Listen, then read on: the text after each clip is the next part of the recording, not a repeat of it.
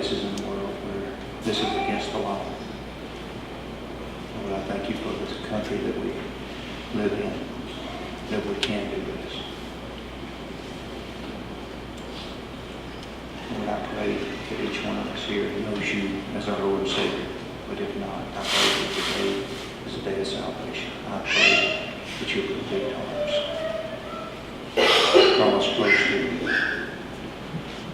Lord, we thank you and love you for all that you do for us. In Jesus' name we pray. Amen.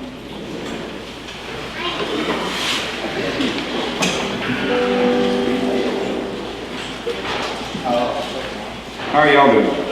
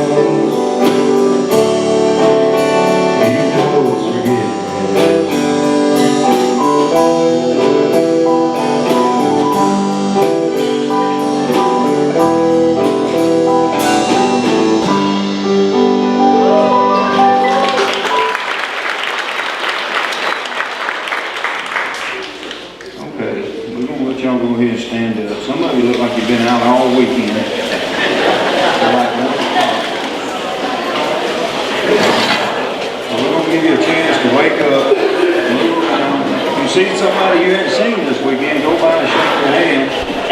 Tell them it's good to see you.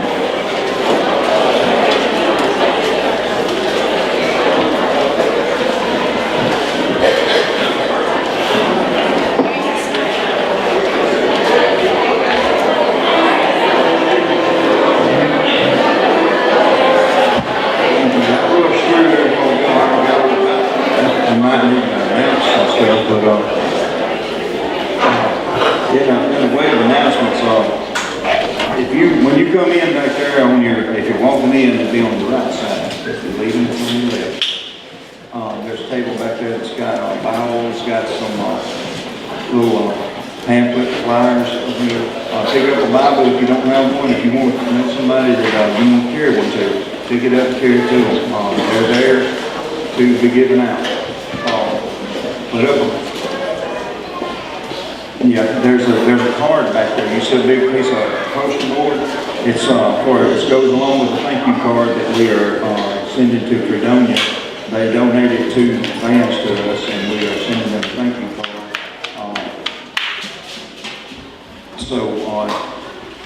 If you're thankful, I'm going to tell you to sign it if you're not, but if you're thankful for that, sign the card. And we're going to put them to use here before long. But right above that table, there's a poster board, whatever you think that is, in bulletin board.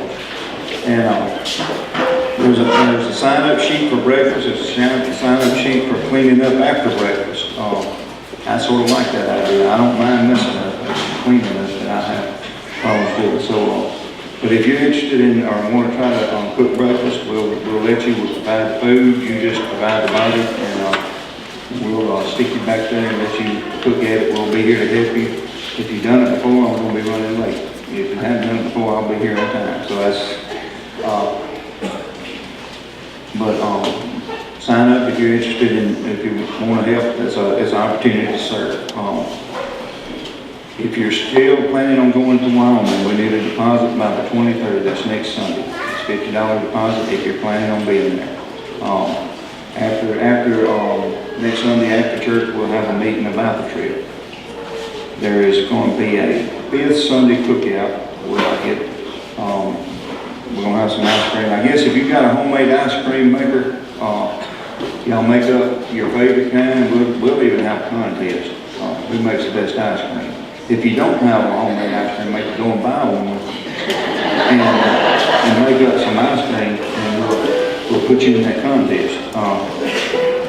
We're going to shoot off the fireworks that we had left over from 4th of July. We're going to try to refuse those. I don't really know how that process works, but I'm willing to help as long as we don't light them up when I'm there. But that'll be 6 o'clock, the 5th Sunday of the Sunday after next week. Sunday after next. Is there anything else that I forgot or didn't know about?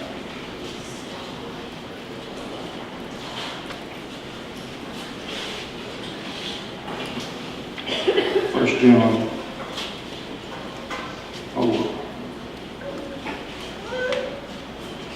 7 through 11 says, Beloved, let us love one another, for love is from God.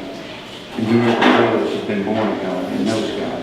And whoever does not love does not know God, because God is love. In this, the love of God was made manifest among us, that God sent His only Son into the world, so that we might live through Him. In this love, not that we have loved God, but that He loved us and sent His Son to be our propitiation for our sins. Beloved, if God so loved us, we ought to also love one another. This song says that love is not a feeling. So often when we hear about love is we consider it sort of a man and woman kind of thing or something. Love is not. That's not what love is. Love is an action. Love is actually doing. And that's what the song talks about.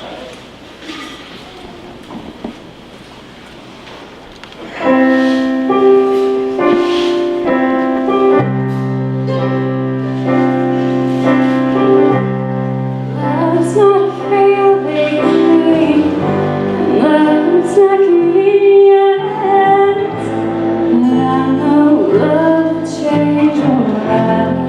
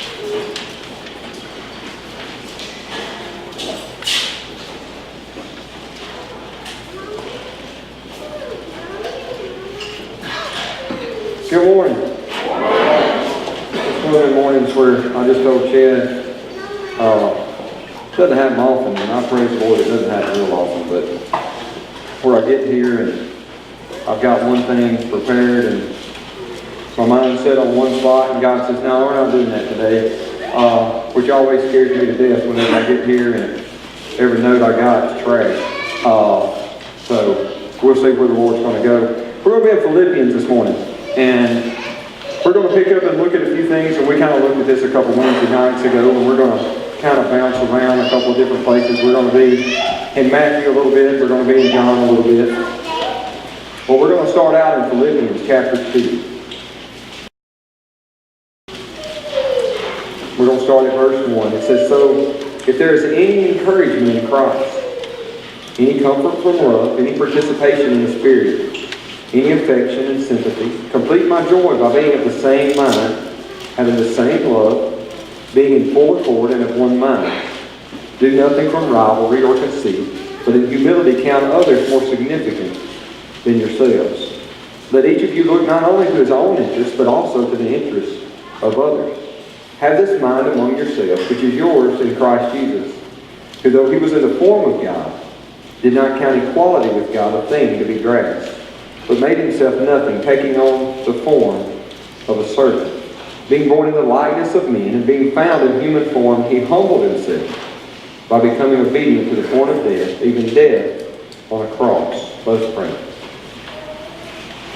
Father, I thank you for each and every person that's here this morning. Father, I thank you for the worship time that we've already had.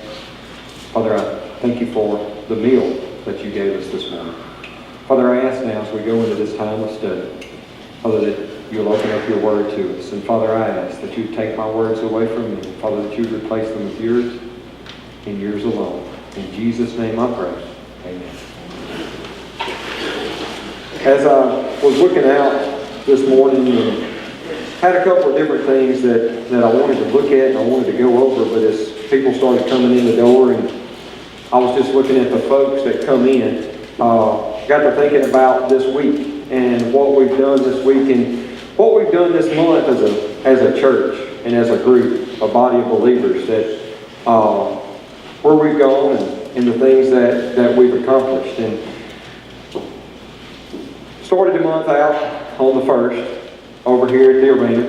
I don't know how many people was here. I know it was over 500 people here. I can't tell you how many people was here. There's a whole bunch of folks out there. We had tons of church people there, and it was hot, and we was working. And of course, it rained before it was all over, but there was a lot going on.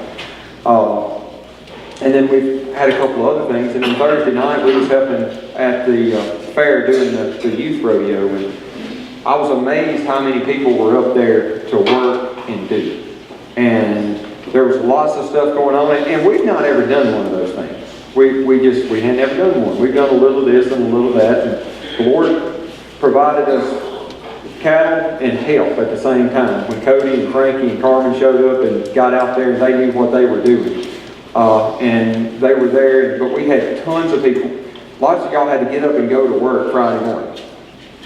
And we're leaving there a little bit after midnight. It was about the earliest anybody could leave.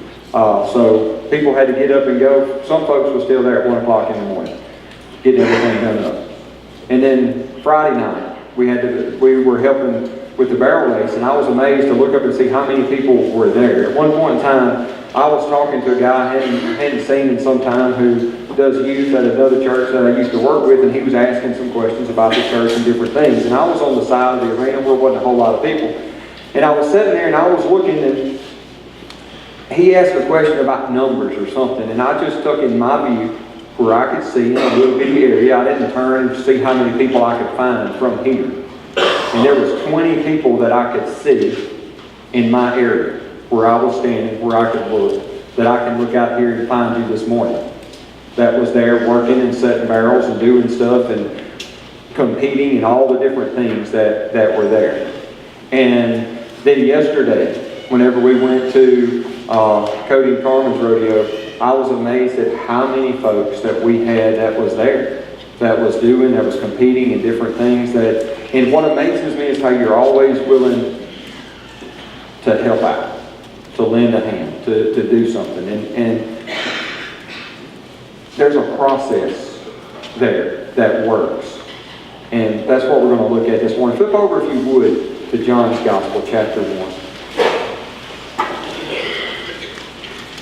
Now, as you're flipping over there, for us, if we claim to be Christian, that means we desire to be Christ-like. We're supposed to be formed more in His likeness, slowly but surely being less formed of ourselves and more formed like Him. That's what we should be desiring to do, is become more and more Christ-like. Well, the verses that I just read from Philippians, when we look at the maker of the universe, if you go all the way to the beginning of your Bible, and you go to the very first verse, and it's Genesis 1:1, pretty much any translation that you've got is going to start out the same. In the beginning, God. So you have to establish who took care of all of it. And that's the very first thing that happens. In the beginning, God created. So you got to have God at the front end of everything. God's got to be right there at the beginning. The whole book, if I like to read, or used to like to read, Louis L'Amour books. If you start reading the Louis L'Amour book, within the first page, you're going to be introduced to the main character. And he's going to be doing something all the way through the whole book. Well, whenever you start to read the Bible, God introduces Himself right there at the very beginning. In the beginning, God. Let's flip over to John chapter 1. It says, in the beginning was the Word. And the Word was with God, and the Word was God. He was in the beginning with God. All things were made through Him, and without Him was not anything made. In Him was life. And the life was the light of men. The light shines in the darkness, and the darkness has not overcome it. We're going to go down a little bit further in a minute, but we're going to stop right there. In the beginning was God. And God created. It tells us here that in the beginning was the Word. Well, whenever you read that and it says Word, insert Jesus. Therefore it says Word. And the Word was with God, and the Word was God.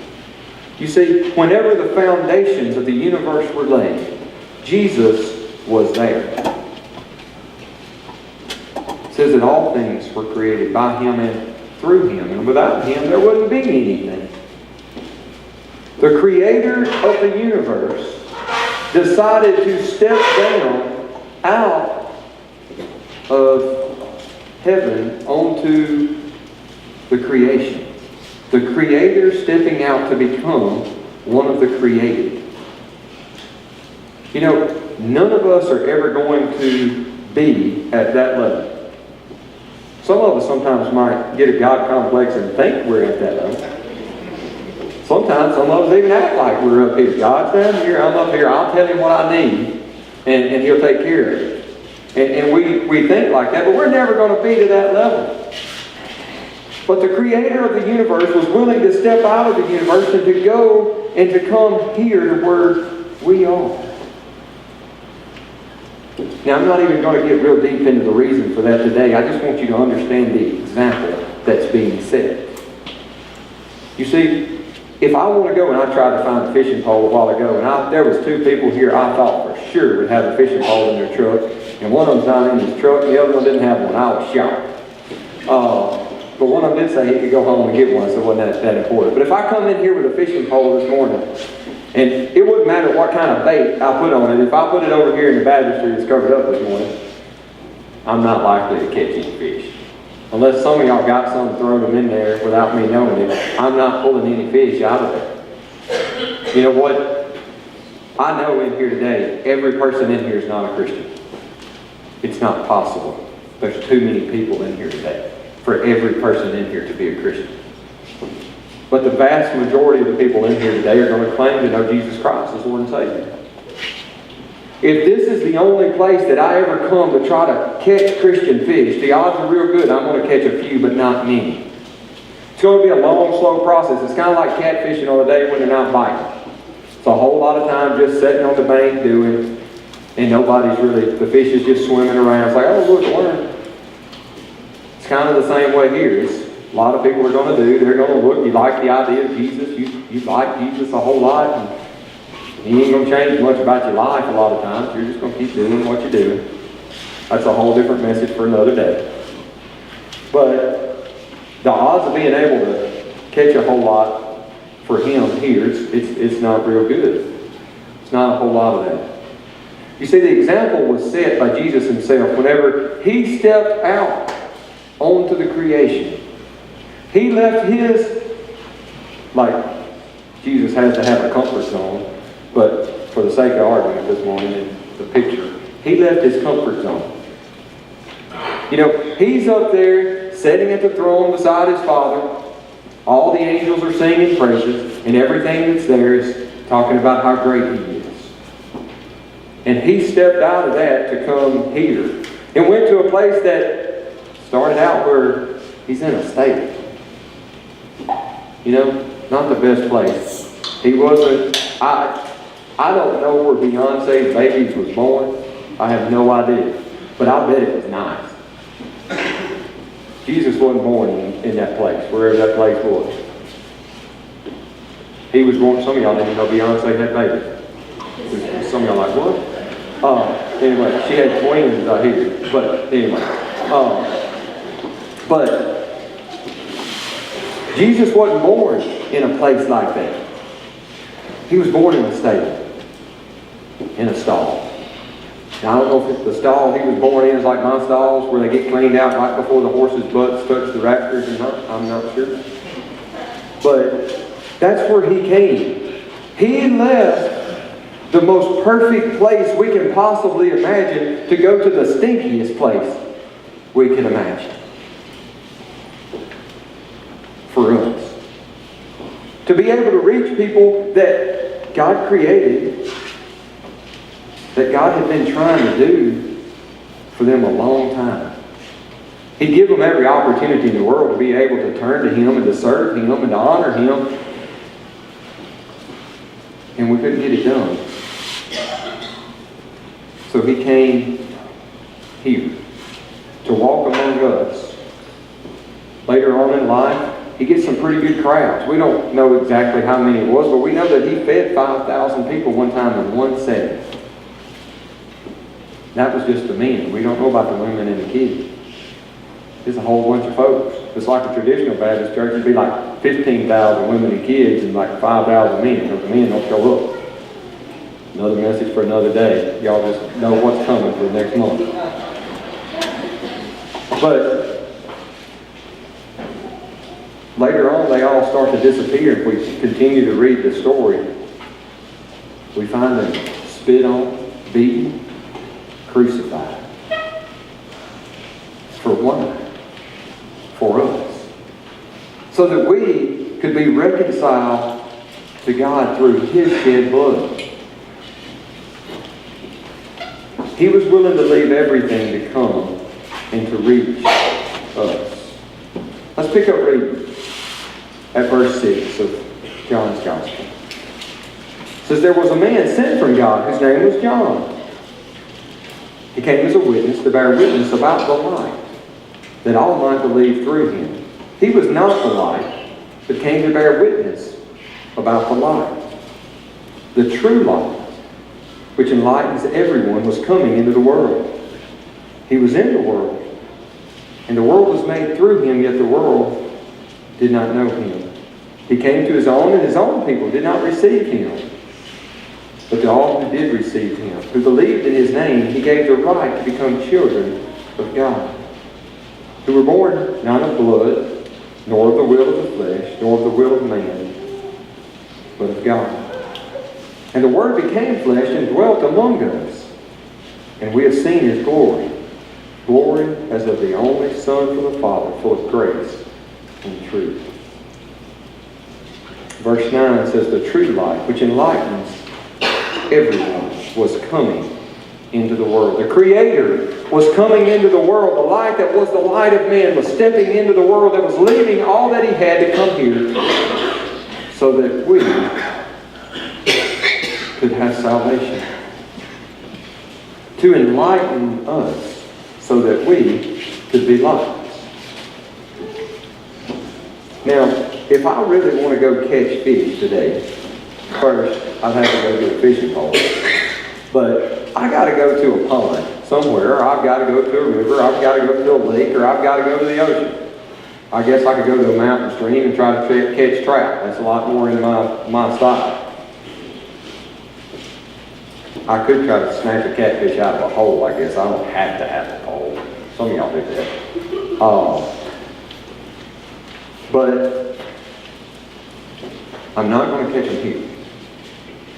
What amazes me so often about our churches today is they're fishing in the baptistry.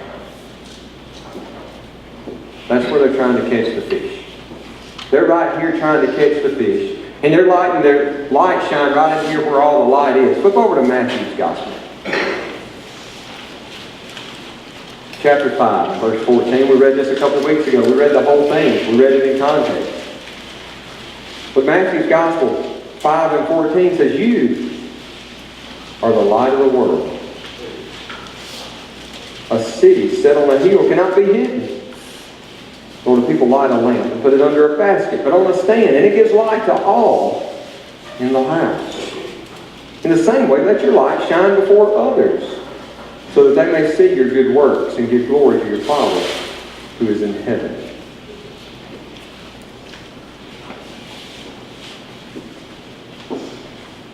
The Creator stepped into creation. He who is the light of men stepped out to be with men, so that men can be enlightened through Him as He brings salvation to them, so that they can be the lights of the world.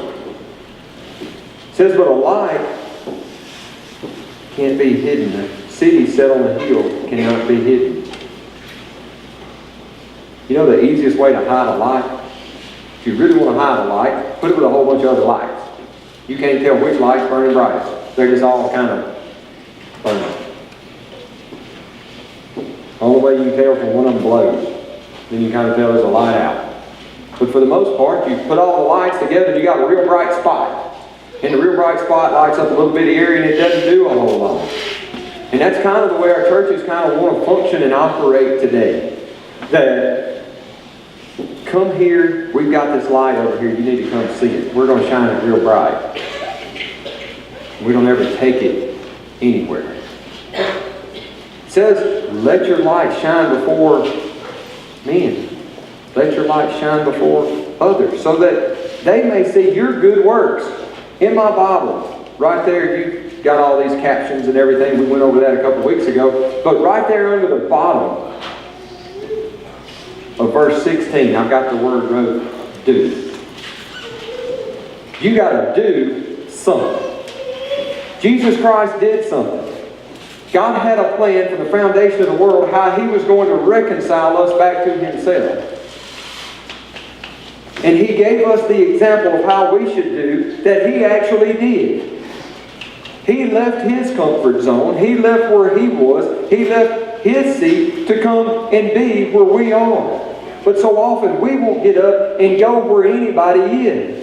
We want to know what's wrong with the world and why the world's falling apart. Folks, the world's falling apart because the Christians have sat on their seat and do nothing and done nothing for so long that the world doesn't care what you believe in here. They care how you act out there. Jesus comes to this earth, He steps out, and whenever He starts His earthly ministry, He goes before John, who is the one who is mentioned there that we read from John's Gospel. And He goes before John the Baptist and he is baptized, and immediately he steps out. If you read the Scriptures, you find that Satan instantly tries to tempt him. He tries to get his mind off of what he's here to do. He tries to take the Son of God and convert him over and offers him all kinds of things. We're not going to read all of that today. The devil hasn't quit trying to tempt people. When we think of temptation, we start thinking of all the bad things that he might tempt us with. He tempts us with alcohol, with drugs, with sex, with money, with work, with all kind of different things. And we think about those. Whenever we start thinking about temptations, we think about all of that. And we think, no, I'm good. I ain't got none of that. Now, I think the greatest thing he attacks and tempts Christians with is comfort. cushy pews, nice little words from the preacher, cute little praise songs, great opportunities to feel good about yourself.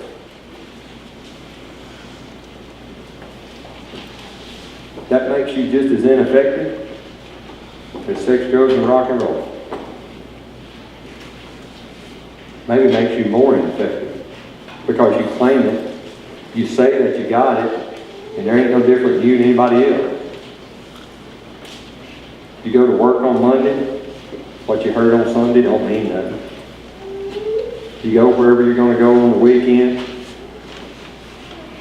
you don't live like Christ is there.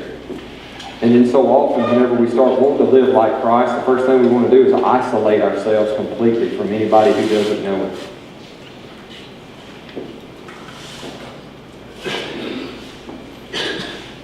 That's not ever going to get the gospel shared.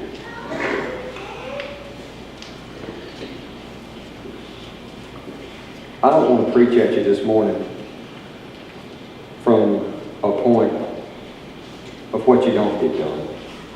But I do want to point out all the things that we're not good at. I've done that.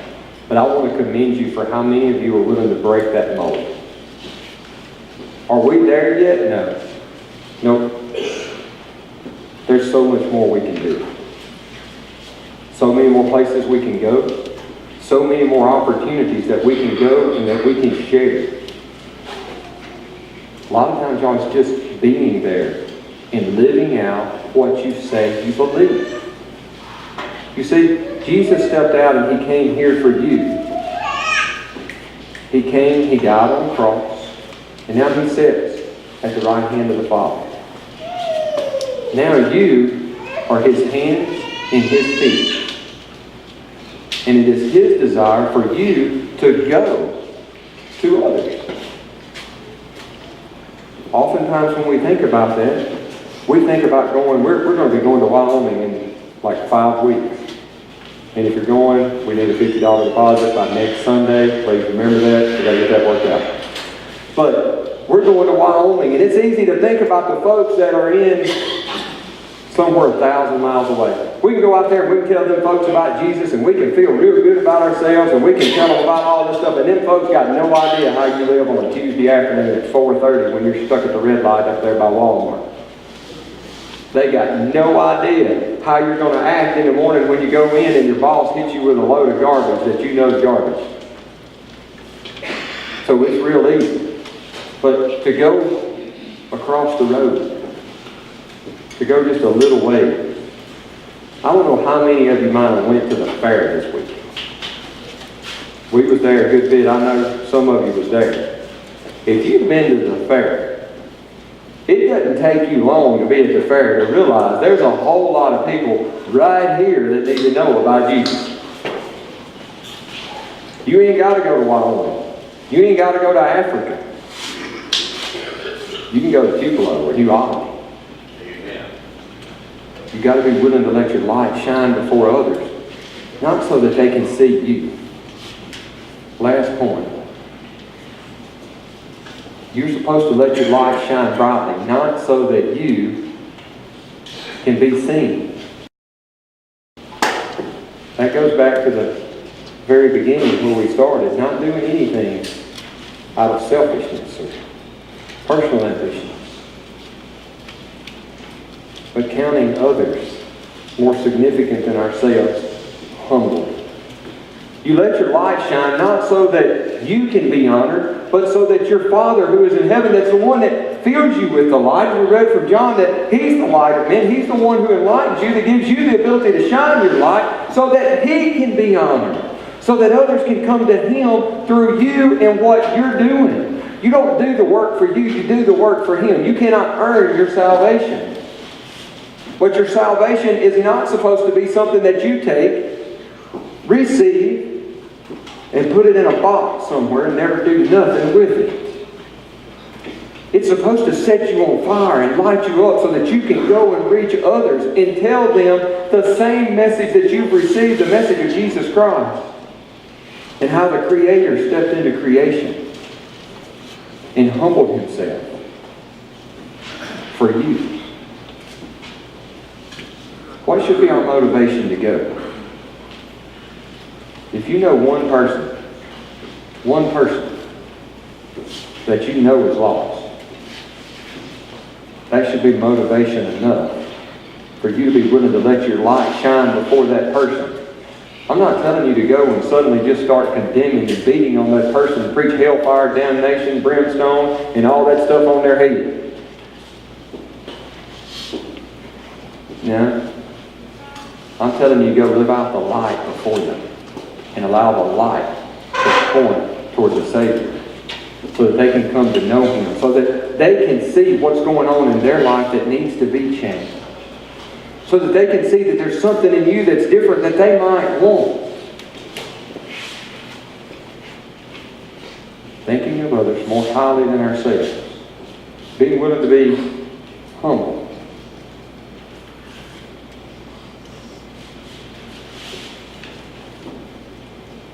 If you go back a few verses in Philippians chapter 1, I can't remember the exact verse right off the top of my head. But it says that He who began a good work in you will complete it. He's not done with you. He's not done with us. He's just getting started. The opportunity for us to go and to share is just barely been scraped. The question is, are we willing to continue to go? Are we willing to continue to go and shine our light not 1,000 miles away, but 200 yards up here in the arena? Are we willing to take our light tomorrow to work, wherever it is we go to work, and let it shine? Are we willing to take it to the barrel race next weekend, or the team roping, or the rodeo, or wherever we go, to the ball field? Are we willing to go and let our light shine before others so that they can see the Father, so that they can come to know the Son? That's our challenge. It's been encouraging to me to see you guys out and about and doing. Being willing to go and serve, to give up sleep, to give up different things to be able to go and to work. It encourages me to see how some of you go and compete. Yeah, when you go through the gate, whether you're running barrels or whether you're roping cows or whatever it is, when you ride in the gate, when I back in the box, when I ride out of the pen, it's my greatest desire that you come to know Jesus Christ. If I'm at a roping and I back in the box, it is my greatest desire that you come to know Jesus Christ, and you lose the roping unless you're my partner. Your soul is still my greatest concern. You win in the roping, that's the least of my priorities. But the goal is to go, and more often than not, when I get beat, is to be excited for those who did good. To let that part of the light shine through us. Now I promise you there's going to be some times when I'm out in the middle of the pen and I'm stomping dirt clods and kicking dirt clods, and I'm a competitor. But I am excited to see some of you guys and how you compete. That you compete in a way that honors the Lord. I'm excited to see how many of our kids gather up over in the corner when nobody can see them and pray before they ride in. Before they go and compete. It's amazing the number of times I get pictures of some of our kids that's gathered up somewhere praying before they go compete.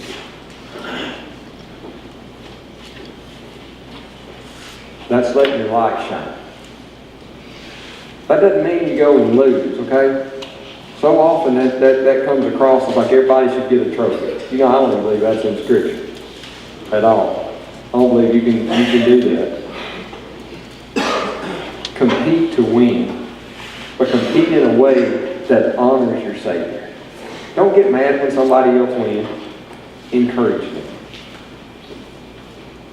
Be there for them when they lose. Don't gloat when you win. That's how you reach folks. You got to go where they are.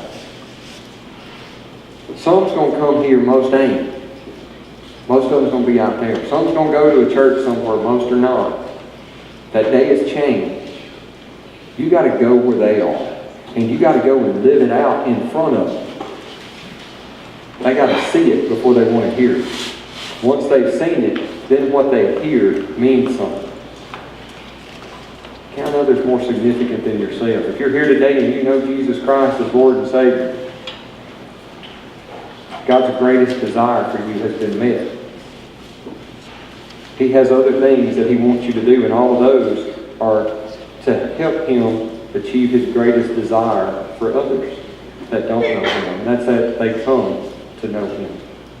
I want to encourage you for what you've been doing. But I want to tell you, don't stop now. Just getting started. Most everybody in here is going to get up and go to work in the morning. It all starts over. Half of y'all is going to Walmart in 15 minutes. It starts there. Live it out. Live it in your daily life. Allow your light to shine. Don't just turn it on when you come in here. Because in here, everybody's shining. It don't mean a whole lot if all the lights are shining in the same spot. Let your light shine before others so that they may see your Father, so that they may know His Son. Let's pray. Father, I thank you for each and every person that's here today. Father, I thank you for the work that they've put in over the last several weeks. Father, the places that they've gone. Father, I thank you for the witness that I've seen many of them have. Father, as they're just out in the world living their daily life. Father, may we be willing to let our light shine as we go before others. Father, may we shine our light out of a desire that they may know you. That we might be a reflection of your Son, so that others might come to know Him.